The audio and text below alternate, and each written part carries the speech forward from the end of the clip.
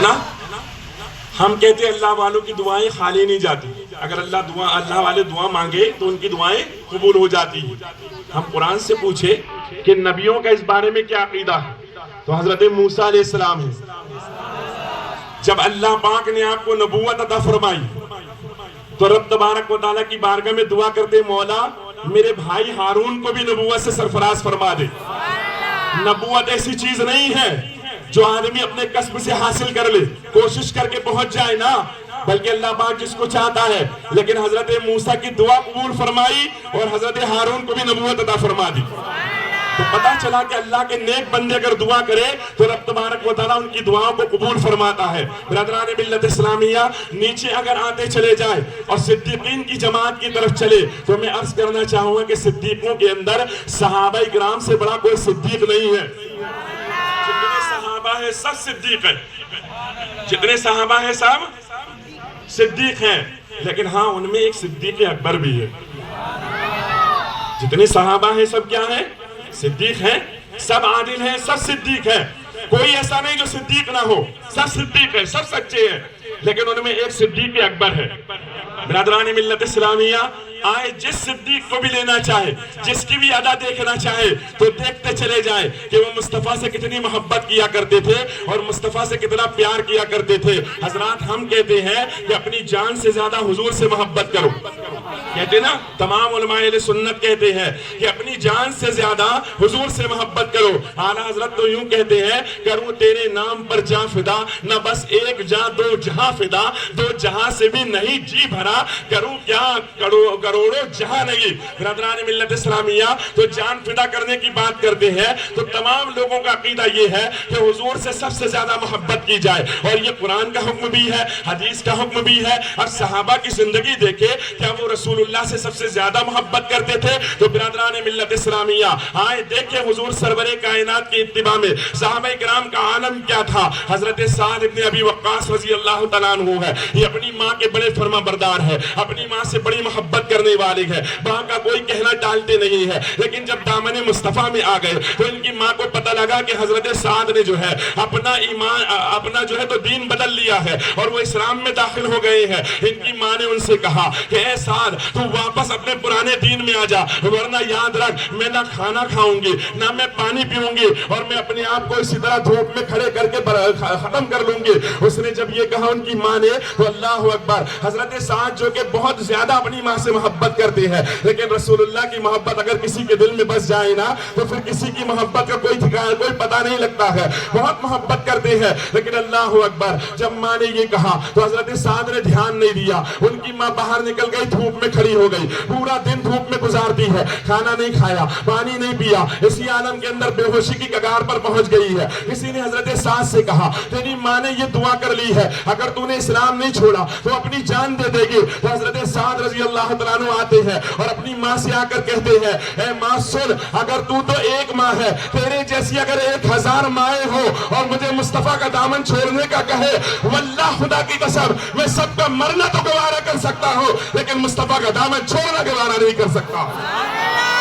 حضرات ملت اسلامیہ، تو صحابہ کرام نے بتا دیا کہ ماں بھی اگر مصطفیٰ کا دامن چھوڑنے کی بات کرے تو ماں سے بھی دور ہونا ہے۔ اللہ اکبر، برادران اہل سنت، اب آئے ایک صحابی رسول ہے، اللہ اکبر، کون نہیں جانتا ہے، کالے کلوٹے ہیں کلر کے معاملے کے اندر، ہاں ہاں ان کا چہرہ مبارک اس طرح کا نہیں جیسے عام طور پر لوگ خوبصورت سمجھتے ہیں، بے شک وہ خوبصورت ہے اور ایسے خوبصورت ہے اور ایسی شان والے ہیں کہ جب میرے آقا حشر گئے، جب میرے آقا جنت میں تشریف لے کر گئے، اور جنت کہاں ہے آپ کو بتاؤں تو برادران ملت اسلامیہ، جنت 7 آسمان کے اوپر ہے، اور روایتوں کے مطابق پہلا آسمان 500 سال کی راہ پر ہے، دوسرا آسمان 500 سال کی راہ پر ہے، تیسرا آسمان 500 سال کی راہ پر ہے، چوتھا آسمان 500 سال کی راہ پر ہے، چھٹا آسمان 500 سال کی راہ پر ہے، اسی طرح 7واں آسمان 500 سال کی راہ پر ہے۔ یعنی یہاں سے اگر چلنا شروع کرے تو 7000 سالوں کے اندر بہت تیز کوئی گھوڑا دوڑاتا ہوا جائے تو شاید وہاں پہنچ سکے گا۔ اس کے اوپر جنت ہے، اور اس جنت میں بھی پتہ نہیں مصطفیٰ کس جنت میں ہے،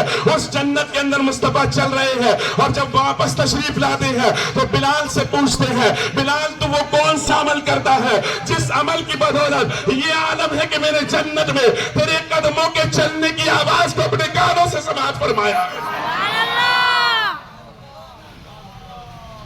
انداز لگائیں.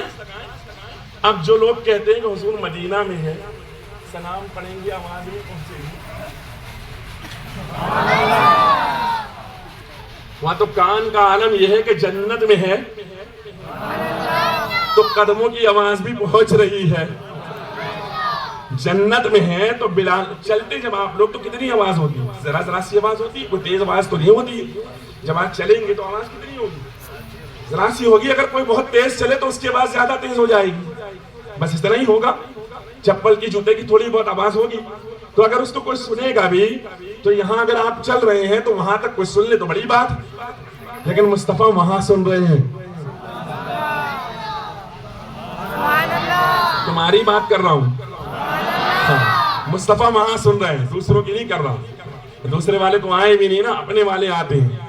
ہاں تو مصطفیٰ وہاں سن رہے ہیں. کہاں؟ جنت میں. کان سے جنت میں سن رہے ہیں. اور کہتے تیرے قدموں کی آہٹ سنی. تو بلال یہ نہیں کہتے یا رسول اللہ آپ کے میرا میں تو اتنی دھیرے دھیرے یہاں چل رہا تھا، وہاں تک آواز کیسے پہنچ گئی؟ کیونکہ بلال صحابی ہے نا، صدیق ہے نا، تو عقیدہ ہے نا کہ مصطفیٰ تک آواز پہنچ جاتی ہے. ہاں ارے یار مصطفیٰ کے غلام ہو حضرت سلیمان علیہ السلام، تو 30 میل دور چیوٹی اگر بولے تو اس کی آواز کانوں میں پہنچ جائے. ہاں تو مصطفیٰ کی شان کیا ہوگی؟ اسی کو دیکھ کر کے تو امام احمد رضا کہہ گئے ہوں گے کہ دور و نزدیک کے سننے والے وہ کان لالے کرامت پہ لاکھوں سلام. برادران ملت اسلامیہ، صحابہ کرام کی زندگی دیکھیں، مصطفیٰ سے کیسی محبت کرتے ہیں. اللہ اکبر. تو عرض کر رہا تھا کہ بلال ہے، پٹائی ہو رہی ہے، مار کھا رہے ہیں اور بولا جا رہا ہے کہ دامن چھوڑ دے حضور کا. تو کیا کہتے ہیں؟ چھٹ جائے اگر ہاتھ سے کونین تو گوارا، چھوٹے نہ مگر ہاتھ سے دامان محمد. حضور کا دامن نہیں چھوڑوں گا چاہے کچھ ہو جائے. مار کھا رہے ہیں، پٹ رہے ہیں، لیکن حضور کا دامن نہیں چھوڑ رہے ہیں. اللہ نے کیسی بلندی عطا فرمائی ہے، کیسی شان عطا فرمائی ہے. جو حضور کے جتنے قریب ہوگا اس کو ویسی شان ملتی چلی جائے گی. صدیق اکبر کی بارگاہ میں چل دیں، بولو نا، صدیق اکبر کی بارگاہ میں چلے. ہاں جنگ بدر ہوئی اور جنگ بدر کے بعد جب صدیق اکبر کے بیٹے مسلمان ہوئے، ہاں تو مسلمان ہونے کے بعد سامنے آ کر بات ہونے لگی باپ بیٹوں کی. تو دونوں کی بات چل رہی تھی تو کہتے ہیں ابا جنگ بدر میں کئی بار آپ میری تلوار کی زد میں آئے لیکن میں نے آپ کو باپ سمجھ کر چھوڑ دیا.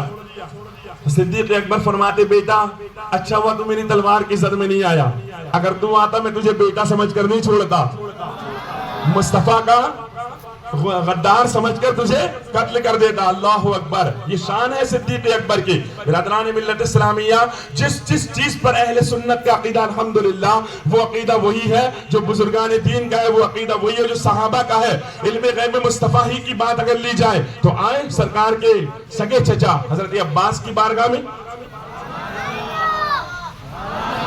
ہاں حضرت عباس کی بارگاہ میں چلے. ہاں جب گرفتار ہو کر بارگاہ مصطفیٰ میں حضرت عباس آئے ہیں تو میرے آقا سرور کائنات نے حضرت عباس سے فرمایا کہ تم اپنا فدیہ بھی دو اور عقیل بن ابو طالب کا فدیہ بھی دو. تو حضرت عباس نے کہا یا رسول اللہ میرے پاس کچھ نہیں ہے. تو میرے آقا نے فرمایا جب وہاں سے نکلے تھے مکہ سے تو میری چچی ام الفضل کے پاس گئے تھے اور وہاں جا کر کے کہا تھا کہ یہ سونا ہے اپنے پاس رکھ لے تاکہ اگر میں واپس نہ آؤں تو تیرے کام آ جائے. بس اتنا سننا تھا. تو حضرت عباس کہتے ہیں خدا کی قسم میں گواہی دیتا ہوں کہ آپ نبی کے علاوہ کوئی اور نہیں ہو سکتے، کیونکہ وہ نبی ہی ہو سکتا ہے جو یہاں سے بیٹھے بیٹھے میرے گھر کے کمرے میں کیا ہو رہا ہے وہ بھی جان لیتا ہے. علم غیب مصطفیٰ پر کون کہہ رہا ہے؟ یہ حضرت عباس رضی اللہ تعالیٰ عنہ ہے جو حضور سرور کائنات کے چچا ہے. ایک دن کہتے ہیں یا رسول اللہ صلی اللہ علیہ وسلم میں تو بچپن ہی میں جان گیا تھا کہ آپ اللہ کے نبی ہے. بچپن ہی میں جان گیا تھا. ہاں بچپن میں جان گیا تھا ہم اللہ کے نبی ہے.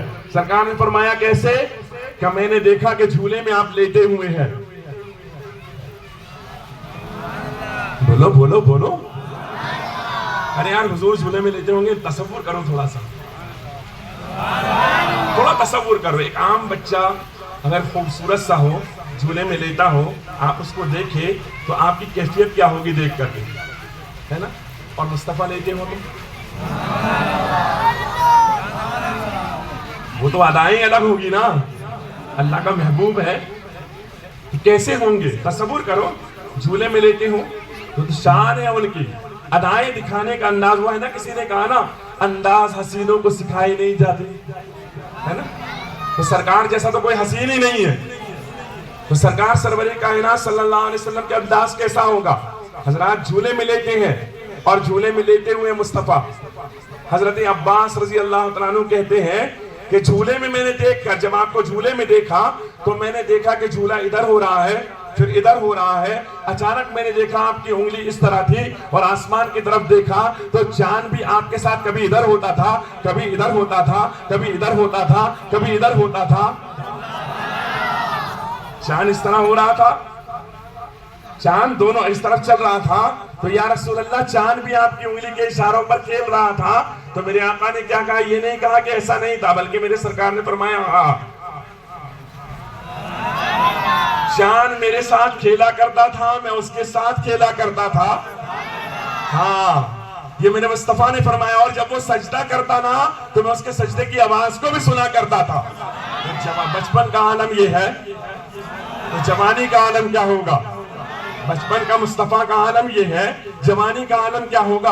اور بڑھاپا تو میں کہتا ہی نہیں، کہ حضور سرور کائنات کے لیے میں تو نہیں کہہ سکتا کہ بڑھاپا آیا، میرے آقا کی شان تو یہ ہے کہ سیدہ عائشہ صدیقہ رضی اللہ تعالیٰ عنہ کہتی ہے کہ پوری زندگی میں میرے مصطفیٰ کے سر مبارک کے اندر صرف 14 بال اور داڑھی مبارک میں صرف 6 بال تھے جو سفید ہوئے تھے، اور باقی میرے آقا کتنے جوان نظر آتے تھے۔ تو میں آپ سے عرض کرنا چاہوں کہ جب میرے سرکار سرور کائنات مکہ شریف سے مدینہ منورہ ہجرت کرنے کے لیے نکلے اور راستے میں میرے آقا ایک جگہ پر پہنچے، ام معبد کے یہاں پر ایک عورت تھی ام معبد، وہاں میرے آقا سرور کائنات جب پہنچے اور پہنچنے کے بعد میرے مصطفیٰ نے ام معبد سے کہا کہ تو اپنی بکریوں کا دودھ ہمیں پلا دے، تو ام معبد نے کہا واللہ خدا کی قسم نہ جانے کتنے دن ہو گئے ہیں ہماری بکریوں کے تھنوں میں دودھ موجود نہیں ہے، تو مصطفیٰ کریم نے کہا کہ کوئی بکری کا بچہ ہمیں دے دے، ہم اس کا دودھ نکال لے، اگر نکل جائے تو اس نے کہا ٹھیک ہے اگر لینا چاہے لے لے۔ جب لیا اور میرے آقا نے تھن پر ہاتھ لگایا،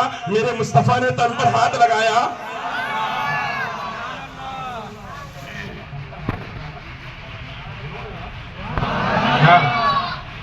بولا کروں ہاں خاموش نہیں رہا کرو، تھن پر ہاتھ لگایا، تو یار حضور کی تو ہر ادا پر بولنا چاہیے سبحان اللہ۔ اگر میں کہوں نا کہ حضور چلے تو بولو، میں کہوں حضور بیٹھے تو بولو، میں کہوں حضور مسکرائے تو بولو، میں کہوں حضور دیکھے تو بولو، نہیں وہ ایسے نہیں ایسے، ہاں وہ چلے تو بھی سبحان اللہ۔ بے عیب اللہ کی ذات جس نے ایسا مصطفیٰ بنایا، ہاں تو سرکار نے تھن پر ہاتھ لگایا، تو جب تک بولو گے نہیں میں بولوں گا نہیں، بولو بولو ہاں ایسے ہاں۔ تو جب تھن پر دیکھو، ایک آپ لوگ یہاں بیٹھے ہیں، بعض لوگ وہاں کھڑے ہیں، وہ اگر نہ بولے سمجھ میں آتا ہے، بیچارے دور ہیں، لیکن آپ تو قریب ہیں نا، اور اگر وہ بھی قریب آ جائے تو اچھی بات ہے۔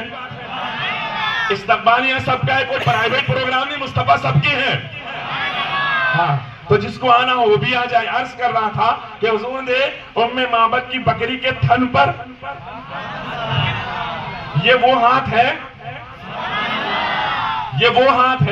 جو بیت رضوان کے وقت مصطفیٰ ہاتھ رکھے نا صحابہ کے ہاتھوں پر، تو اللہ فرمائے ید اللہ فوق ایدیہم، ہاں یہ وہ ہاتھ ہے، مصطفیٰ کا ہاتھ ہے، یہ وہ ہاتھ ہے کہ جنگ بدر کے دن جب میرے آقا کنکریاں اٹھا کر کفار کی طرف پھینکے اور کہے اندھے ہو جاؤ سب کے سب، تو اللہ فرمائے وما رمیت اذ رمیت ولکن اللہ رمی، یہ وہی ہاتھ ہے جس کی ایک انگلی اگر اٹھے تو چاند کے 2 ٹکڑے ہو جائے، یہ وہی ہاتھ ہے، یہ ہاتھ نہیں ہے یہ ہاتھ نہیں ہے وہ استغفر اللہ، یہ ہاتھ نہیں ہے، مصطفیٰ کا ہاتھ ہے، وہ مصطفیٰ کا ہاتھ ہے، کیونکہ ہم اپنے ہاتھ کو حضور کے ہاتھ کی طرح بھی نہیں کہہ سکتے، ہاں ہم اپنے ہاتھ کو، یہ تو صحابہ سے ہم نے ادب سیکھا ہے، تو صحابہ سے وہ اور لوگ ہیں جو حضور کو اپنی طرح کہتے ہیں.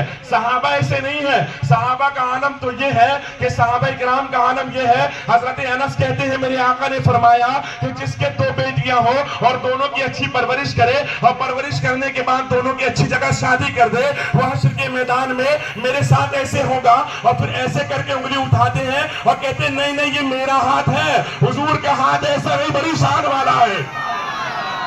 صحابہ کی شان تو یہ ہے. ادب سیکھنا ہے تو صحابہ کرام سے سیکھو کہ میرے آقا بیٹھے ہیں اور حضرت عباس سے پوچھا جو ان کے چچا ہے, ان سے پوچھتے ہیں میرے آقا چچا جان یہ بتاؤ کہ آپ بڑے ہیں یا میں بڑا ہوں. تو حضرت صحابہ سے ادب سیکھو. وہ یہ نہیں کہتے میں بڑا ہوں, بلکہ کہتے یا رسول اللہ بڑے تو آپ ہی ہیں, پیدا میں پہلے ہو گیا تھا. تو وہاں تو ادب سکھایا جاتا ہے. تو حضور کا ہاتھ, بولو بولو, یہ وہی ہاتھ, حضور کا ہاتھ. حضور کا ہاتھ ہے. انگلی اٹھے تو چاند کا سینہ, ہاتھ اٹھے تو سورج واپس. یہ وہی حضور کا ہاتھ ہے نا. یہ حضور کا ہاتھ ہے. ایک صحابی ہے, وہ پاس میں آئے سرکار کے, سرکار کو پیار آ گیا ان پر. کاش ایسا ہو جائے ہم پر بھی کبھی پیار آ جائے. کبھی ایسا ہو کہ ہم کوئی اچھا کام کرے, رات میں جا کر کے سوئیں اور مصطفیٰ کو پیار آ جائے اور اچانک قسمت کا دروازہ کھل جائے اور اپنی نورانی زلفوں کو لہراتے ہوئے مصطفیٰ تشریف فرما ہو جائے. اور آ جاتے ہیں, وہ آ جاتے ہیں. وہ جب ان سے محبت کرو نا تو آ جاتے ہیں. وہ معاملہ ایسا نہیں ہے کہ ان کی کوئی روک ٹوک ہے, آ جاتے ہیں وہ. اور جب آتے ہیں تو کیسے آتے ہیں؟ تو ایک اللہ کے ولی کا واقعہ سناؤں. بہت زیادہ درود پاک پڑھا کرتے تھے, بہت زیادہ. صبح بھی, دوپہر بھی, شام بھی, رات بھی خوب درود پڑھتے تھے. ایک دن سوئے,